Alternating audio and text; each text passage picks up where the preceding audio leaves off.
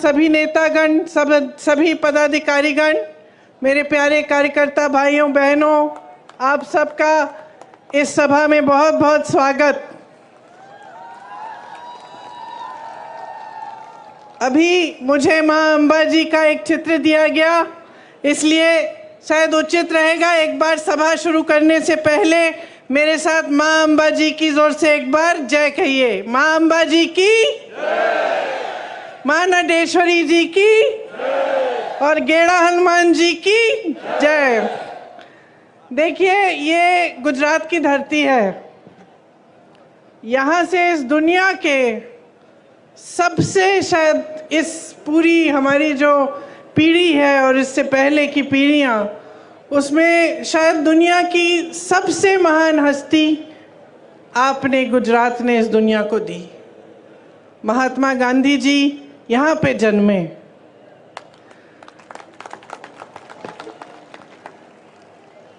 श्री सरदार पटेल जी भी गुजरात के ही पुत्र थे। वीर रणछोड़ रबाड़ी जी भी इसी धरती के थे। ये सारे महापुरुष किस लिए लड़े? ये सारे महापुरुष आपकी आज़ादी के लिए लड़े। ठीक है, ये पुरानी बात है। 70 साल निकल गए, बीत गए, हमारा देश आज़ाद है, स्वतंत्र है। हमारे देश में एक संविधान बना, इसी लड़ाई से उभरा। जितने भी हमारे स्वतंत्रता सेनानी थे, जितने बड़े बड़े महापुरुष रहे, चाहे पटेल जी हों, चाहे गांधी जी हों, नेहरू जी हों, सब ने लड़कर, ब्रिटिश साम्राज्य से लड़कर हमारे देश को आज़ाद करवाया और हमें एक संविधान दिया। ये संविधान जो उन्होंने हमें दिया, इसका महत्व आपको समझना पड़ेगा। आज बहुत ही ज़रूरी है कि आप कुछ मूल बातें, जो गहरी बातें हैं हमारे देश की राजनीति के बारे में और अपने जीवन के बारे में, आप ठीक ढंग से समझें, ताकि जो निर्णय आप लेने जा रहे हैं चुनाव में, वो आप सोच समझ के और सारी जानकारी लेके लें। जब हम संविधान की बात करते हैं, खास इसलिए हम आज ये बात उठा रहे हैं क्योंकि भाजपा के कई नेताओं ने, जो चुनाव लड़ रहे हैं, कुछ मंत्रियों ने, देश भर में जो घूम रहे हैं, उन्होंने कहा कि अगर भाजपा फिर से जीतेगी तो संविधान बदला जाएगा। तो आज सबसे पहली बात मैं संविधान के बारे में करना चाहती हूँ, क्योंकि ये संविधान क्या है और किस तरह से आपके जीवन पर इसका प्रभाव पड़ता है, ये समझना ज़रूरी है। संविधान से आपको अधिकार मिलते हैं। सबसे बड़ा अधिकार ये है कि आप वोट डाल सकते हो। ये आपको अधिकार दिया गया है, देश के किसान को, देश के गरीब को, देश के मजदूर को और देश के प्रधानमंत्री को भी, देश के मंत्रियों को भी, देश के बड़े बड़े शख्सों को भी यही एक अधिकार मिला है। मतलब सबका एक समान अधिकार है। जितना आपकी वोट में शक्ति है, उतनी शक्ति उनके वोट में है। उनकी वोट में आपसे ज़्यादा शक्ति नहीं है। देश में जितने भी देशवासी हैं, उनका एक समान अधिकार ये वोट है। ये वोट संविधान ने दिया है आपको। आरक्षण भी संविधान ने दिए हैं आपको। तो जो आरक्षण का अधिकार है कि किसी समुदाय को या किसी जाति को अगर लगता है कि ठीक ढंग से मौके नहीं मिल रहे हैं, काफ़ी सालों से उनके साथ अत्याचार हुआ है या शोषण हुआ है, तो संविधान कहता है कि आपको कुछ अधिकार मिलने चाहिए और आपको आरक्षण मिलना चाहिए। मतलब रोज़गार मिलता है तो आपके लिए कुछ रोज़गार आरक्षित हो, ये भी संविधान आपको देता है। तो ये दो बहुत बड़ी चीज़ें हैं जो आपको संविधान द्वारा मिलती हैं। इसके साथ साथ अगर आप किसी की आलोचना करना चाहें या किसी नेता से या राजनीतिक दल से सवाल उठाना चाहें कि क्या किया है मेरे लिए, ऐसा काम आपने क्यों किया, तो आप आंदोलन भी कर सकते हैं। आप खड़े हो सकते हैं, अपनी आवाज़ उठा सकते हैं। ये भी अधिकार आपको संविधान ने दिया है। अब जब ये लोग कहते हैं कि संविधान को बदलना चाहते हैं, तो इनका क्या मतलब है? इनका मतलब ये है कि जितने भी अधिकार आपको दिए गए हैं वो अधिकार कम करेंगे, उनको कमज़ोर किया जाएगा। क्योंकि अगर आप आज की राजनीति को देखें और समझें तो आपको स्पष्ट पता चलेगा कि पिछले 10 सालों में प्रधानमंत्री श्री नरेंद्र मोदी जी ने जो सबसे बड़ा काम किया है वो ये काम किया है कि जनता के अधिकारों को कमज़ोर किया है।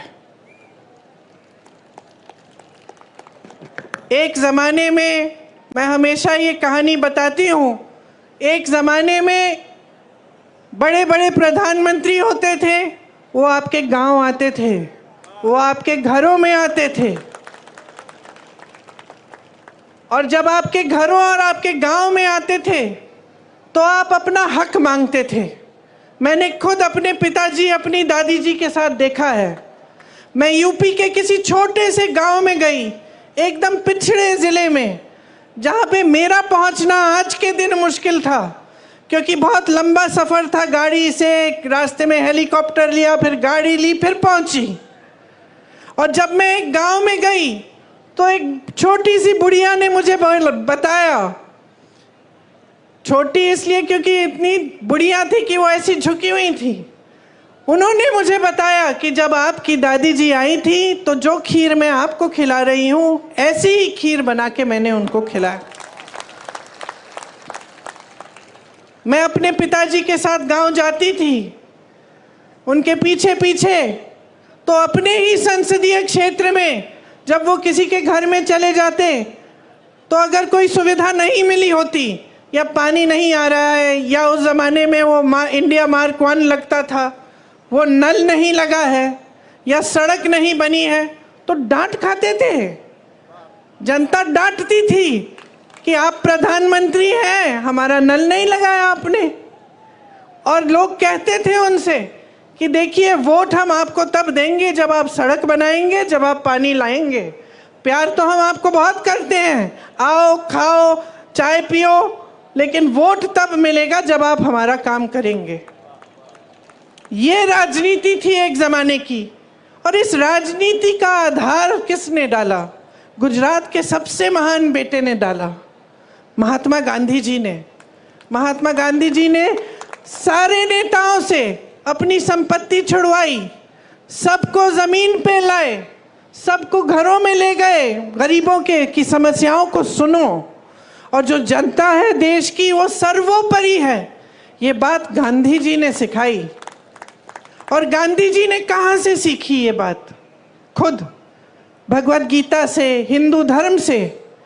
जो महान गुरु होते थे हमारे, उनसे पहले वो सारे आपके बीच आते थे, पैदल चलते थे, सुनते थे कि समस्याएं क्या हैं, कि मेरी बहनें बैठी हैं, कैसे चला रही हो अपना जीवन, महंगाई हो रही है, कुछ खरीद पा रही हो, कमाई कैसे आ रही है, घर पे जाती हो, क्या मुश्किल है जब घर पहुंचती हो काम करने के बाद खेती में। किसानों से पूछते थे, समझते थे, मजदूरों की समस्याएं समझते थे, और उसी आधार पे अपनी नीतियां बनाते थे। तो अगर कोई नीति बनती थी देश में तो उसे इस आधार पे बनती, जैसे अगर मजदूरों के लिए कोई नीति बनती तो मजदूरों से बातचीत करके बनती, किसानों के लिए कोई नीति बनती तो किसानों की समस्याओं को समझ के, उनकी मुश्किलों को देख के बनती। इसीलिए जो हमारी परंपरा है कांग्रेस पार्टी में, जो महात्मा गांधी, जिस परंपरा की नींव महात्मा गांधी जी ने डाली और जिस परंपरा के तहत हमारे सारे प्रधानमंत्रियों ने काम किया, वो परंपरा ये थी कि नीतियां आपके लिए बनी, जो आपकी सुविधा के लिए बनती है, जो आपको आगे बढ़ाने के लिए बनती है, वही नीति सही है। लेकिन बहनों और भाइयों, आज के जो प्रधानमंत्री हैं, ज़रा उनकी कार्यशैली को आप देखिए। गुजरात ने उनको सब कुछ दिया, उनको सम्मान दिया, स्वाभिमान दिया, उनको आगे बढ़ाया, उनको सत्ता दी। आज प्रधानमंत्री बने, 10 सालों से प्रधानमंत्री हैं। जब जब आप उनको देखते हैं तो आप मुझे खुद बताइए, आप टीवी पे उनको देखते हैं कि नहीं? देखते हैं टीवी पे? देखते हैं ना? दिखते हैं? कहाँ दिखते हैं आपको? बड़े मंचों पे दिखते हैं, बड़े बड़े प्रधानमंत्रियों के साथ दिखते हैं, दूसरे देशों के राष्ट्रपतियों के साथ दिखते हैं ना? बड़े बड़े खरबपतियों के साथ दिखते हैं, सेठों के साथ दिखते हैं। कभी आपने उनको किसी किसान के घर जाते हुए देखा है? कभी आपने उनको किसी गरीब के घर में जाते हुए देखा है? मैंने यूपी में काम किया पिछले 5 सालों से। वहां पे उनका संसदीय क्षेत्र है। उनके संसदीय क्षेत्र वाराणसी में भी प्रधानमंत्री जी किसी एक गरीब के घर नहीं गए हैं। कभी नहीं पूछा है इन 10 सालों में कि भाई तुम कैसे हो। किसानों के लिए नीति बनाते हैं, किसान आंदोलन करता है। लाखों किसान 4 किलोमीटर दूर उनके घर से बैठते हैं, आंदोलन करते हैं। महीनों के लिए उनकी बिजली काटी जाती है, पानी काटा जाता है, 600 शहीद होते हैं किसान, लेकिन वो 4 किलोमीटर दूर चल के हमारे प्रधानमंत्री उनसे मिलने के लिए नहीं आते हैं। जब उनको पता चलता है कि चुनाव आ रहा है और ये किसान आंदोलन कर रहे हैं, हमें वोट नहीं मिलेगा, तब चुनाव के 2 महीने पहले वो कानून बदल देते हैं। ये है उनकी कार्यशैली। वो मेरे भाई को शहजादा बोलते हैं। मैं उनको बताना चाहती हूँ, ये शहजादे 4000 किलोमीटर पैदल चले हैं। कन्याकुमारी से कश्मीर तक आपकी समस्याओं को सुनने के लिए चले हैं। मेरी बहनों से मिले हैं, मेरे भाइयों से मिले हैं, किसानों से मिले हैं, मजदूरों से मिले हैं और सबसे प्यार से मिलकर पूछा है कि तुम्हारे दिल में क्या मुश्किलें हैं, तुम्हारे जीवन में क्या समस्याएं हैं, उनको हम हल कैसे कर सकते हैं। और एक तरफ आपके शहंशाह नरेंद्र मोदी जी महलों में रहते हैं। आपने कभी टीवी पे उनका चेहरा देखा है? एकदम साफ सुथरा सफेद कुर्ता, एक दाग नहीं है धूल का, एक बाल इधर से उधर नहीं हो रहा है। वो कैसे समझ पाएंगे आपकी मजदूरी, आपकी खेती? कैसे समझ पाएंगे? कैसे समझ पाएंगे कि आप किस दलदल में धंसे हुए हो? महंगाई से आप दब चुके हो। हर तरफ महंगाई। मेरी बहनें, मिट्टी के का तेल आज कितने का है? सब्जी खरीदने जाती हो, मिलती है क्या? तुम भाव क्या है उसका? पेट्रोल डीजल का दाम क्या है? मेरे किसान भाइयों, किस तरह से गुजारा कर रहे हो? खेती के हर सामान पे जीएसटी है, हर सामान महंगा हो चुका है। मेरी बहनें, अगर कोई त्योहार होता है, कुछ खरीदना पड़ता है, नए कपड़े, बच्चों के लिए कोई वर्दी खरीदनी पड़ती है, फीस भरनी पड़ती है, कोई बीमार पड़ जाता है, इलाज करना पड़ता है, तो क्या हालत होती है आपकी? ये मोदी जी नहीं जान सकते, क्योंकि मोदी जी अब अपने महल में बंद हैं, सत्ता से घिरे हुए हैं। उनके आसपास जितने भी लोग हैं उनसे डरते हैं, उनको कोई कुछ कहता नहीं है, और अगर कोई आवाज़ उठा भी ले तो उस आवाज़ को दबाने की कोशिश होती है। आज उनको ये नहीं पता है कि आप कितनी समस्याओं से जूझ रहे हैं। आप देखिए, यहाँ राजपूत समाज की महिलाओं का कितना अपमान किया गया। मोदी जी ने क्या किया? क्या हटाया उस प्रत्याशी को? हटाया उस प्रत्याशी को? आपकी मांग क्या थी? आपकी मांग ये थी कि हटे। आपको अपमानित किया। मोदी जी ने सुनी आपकी बात? आपकी सुनवाई हुई? मैं आपसे वादा करती हूं बहनों कि अगर हमें मौका मिला, हम देश भर में आपकी बात हम फैलाएंगे, बताएंगे। और इस तरह का अपमान आपके साथ हम नहीं होने देंगे। आज मेरी बहनों, जहां जहां महिलाओं का अपमान किया गया है, वहां मोदी जी की सरकार ने जिन्होंने अपमान किया, जो अत्याचार कर रहे हैं, उनका साथ दिया है, उनके पक्ष में खड़ी हुई है इनकी सरकार, आपके पक्ष में नहीं। हाथरस में महिला के साथ अत्याचार हुआ, उसको जला के मार डाला।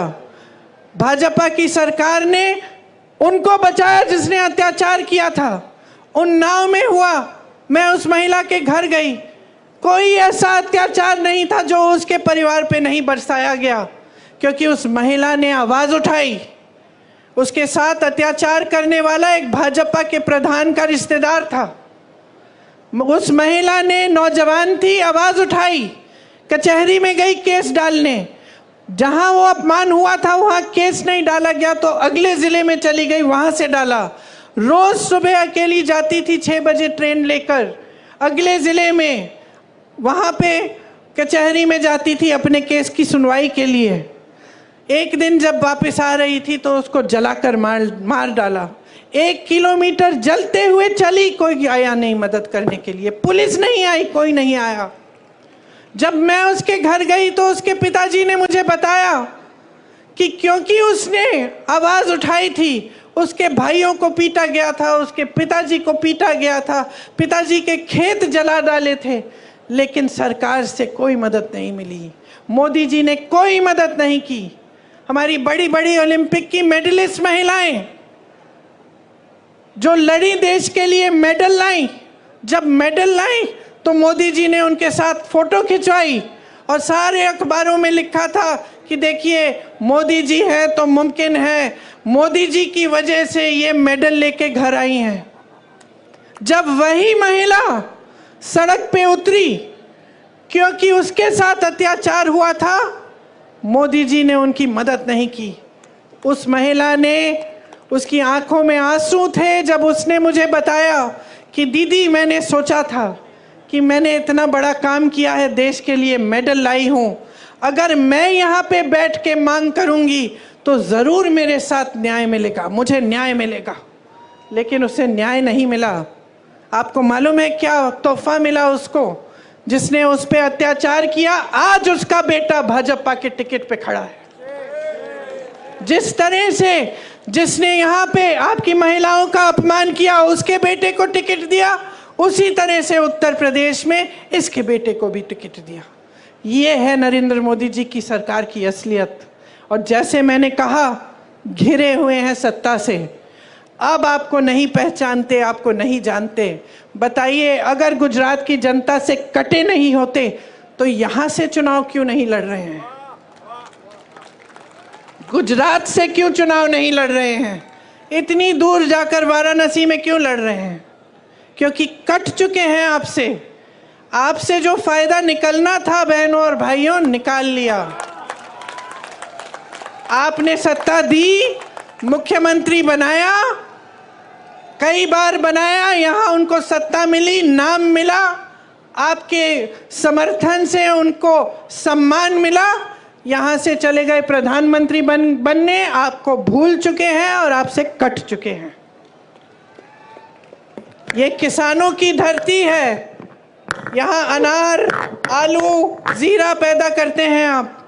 आपसे पूछना चाहती हूँ, मोदी जी की 10 साल सरकार है, आपको न्यूनतम समर्थन मूल्य मिलता है इसके लिए?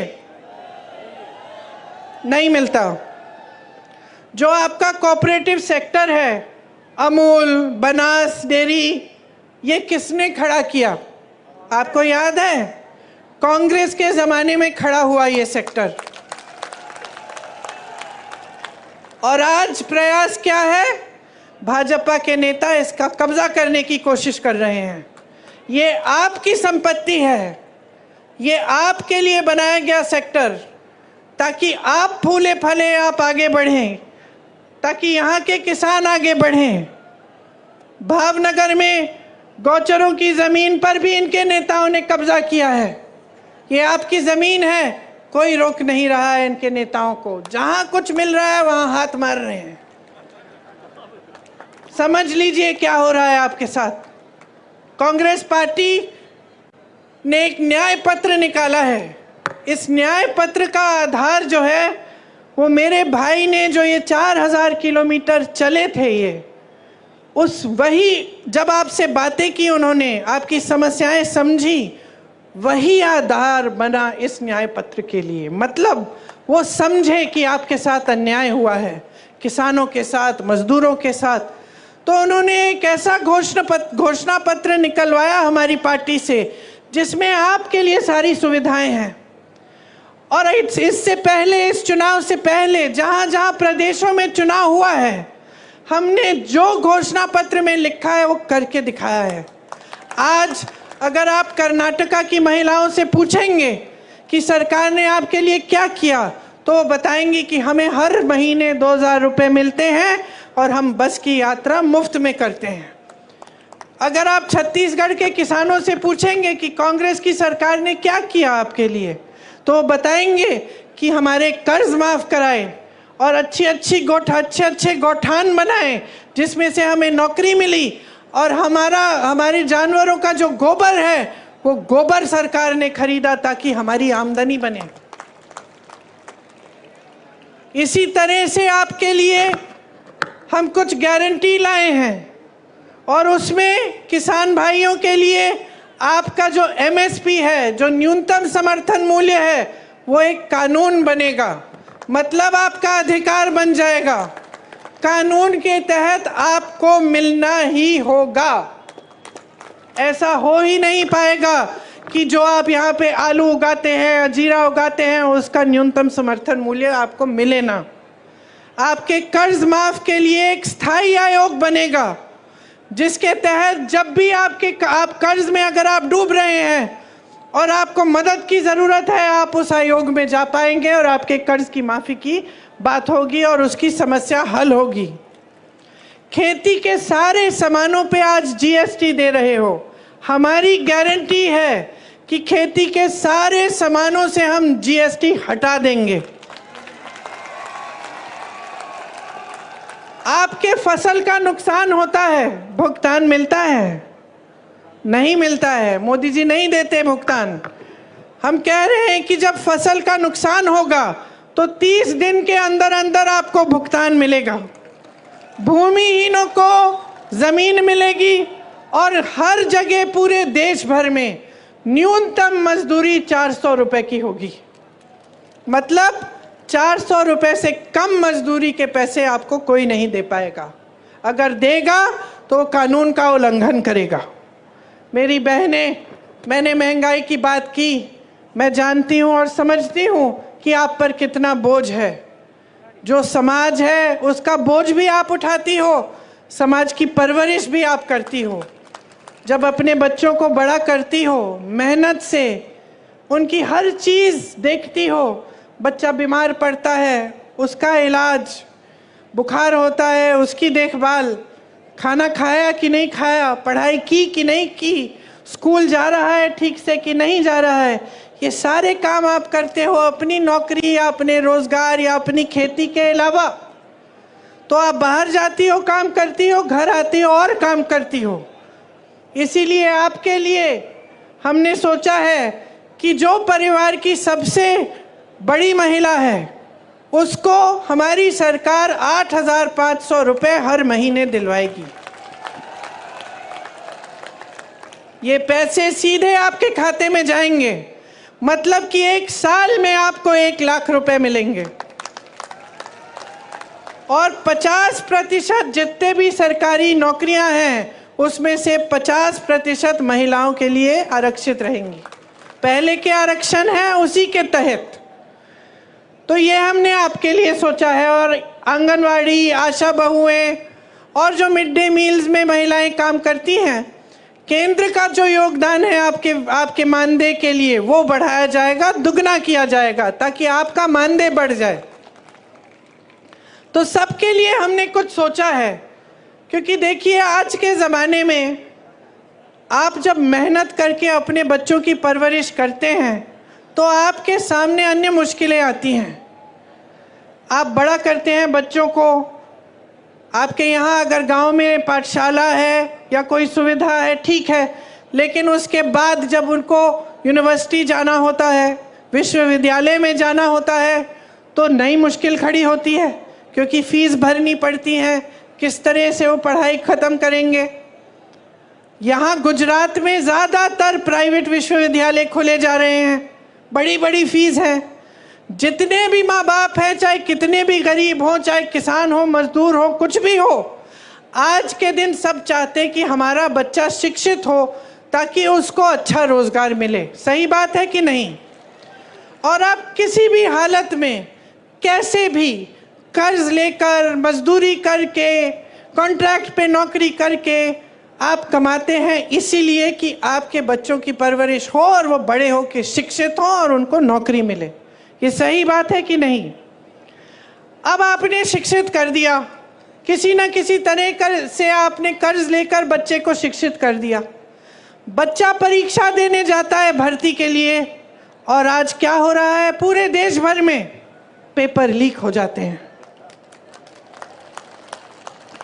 पेपर लीक हो जाते हैं। जो फीस आपने ट्यूशन के लिए भरी है, जितनी मेहनत बच्चे ने की है, सारी ऐसे ही गवाई जाती है। उसको पता नहीं होता कि फिर से पेपर देना है, शायद उसमें भी लीक हो जाए। कितने साल इंतज़ार करना पड़ेगा, या कुछ महीनों बाद फिर से इम्तिहान देना पड़ेगा। मानसिक तनाव होता है, कुछ पता नहीं होता कि भविष्य में नौकरी मिलेगी नहीं मिलेगी। मैं ऐसे बच्चों से मिली हूँ जिन्होंने भर्ती की परीक्षा दी और सालों के लिए इंतज़ार करते रहे। एक बार दी, 2 बार दी, 3 बार दी, एक सूची भी निकल आई, उसमें भी नाम था, रोज़गार नहीं आया मिला, क्योंकि लीक पे लीक होते गया, घोटाले पे घोटाले होते गए। जीपीपीएससी का इधर पेपर लीक हुआ, टैट का टीचर का पेपर लीक हुआ। 10 सालों में जब से इनकी सरकार है, 14 से ज़्यादा पेपर लीक हुए हैं। तो अब क्या करें नौजवान? भर्ती का इम्तिहान है, पेपर लीक हो रहा है, रोजगार दे नहीं रही है सरकार। मोदी जी की सरकार में 30 लाख रोजगार के पद खाली पड़े हुए हैं, 30 लाख केंद्र सरकार में। आप नौजवान यहाँ खड़े हो, यहीं पे हजारों खड़े होंगे जिनके पास रोजगार नहीं है। वहाँ 30 लाख पद खाली हैं, वो पद भरे नहीं गए हैं।